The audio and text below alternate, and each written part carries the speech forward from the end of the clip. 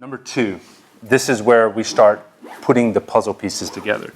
You've got story structure. Now, story structure is something that you hear all the time, and there are a lot of different people out there who have a lot of different theories about what story structure is. There are a lot of film writers that say story structure is character, place, and problem. And then there are some people who say story structure is you've got a character. You always have a character in story structure. It's a character, and it's a 3-act story structure where the character is thrust into this and da-da-da-da. But for brand video purposes, I've got a four-part story structure that works in a tweet of 140 characters and works in a documentary that's 45 minutes long. And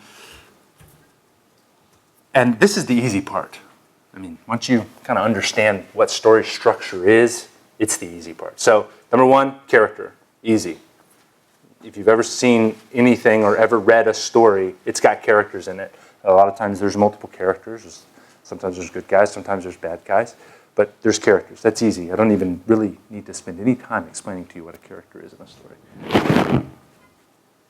There's place. Place is, where does it happen? Place gives context.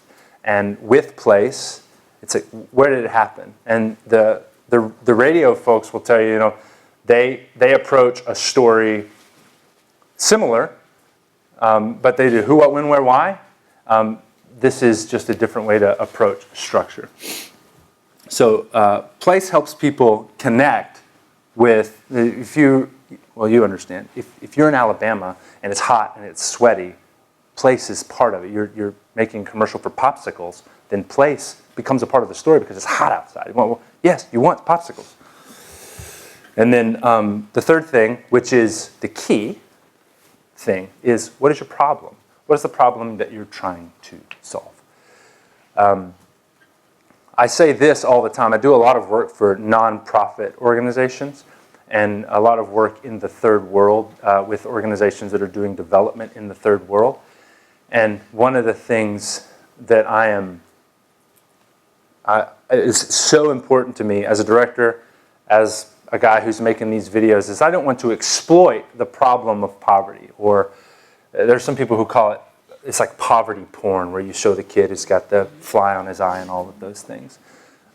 There's a line that I want to stay as far away from. But when it comes time to do storytelling, something that I say all the time and that you'll hear most screenwriters and all of that say is, for the good to be good, the bad has to be bad. And that's a story arc terminology. We're not going to really get into that. But if you're going to tell the story about how your popsicle makes people feel better on a hot summer day, then make the bad bad. Make it hot outside. Make people miserable. So it's so important that you have a strong problem, because if you don't have a strong problem, then your solution can't be very strong. Does that make sense? So that brings us to our fourth thing, which is obviously the solution. The fourth thing that I've got here, solution, this is another thing that is very specific to brand videos.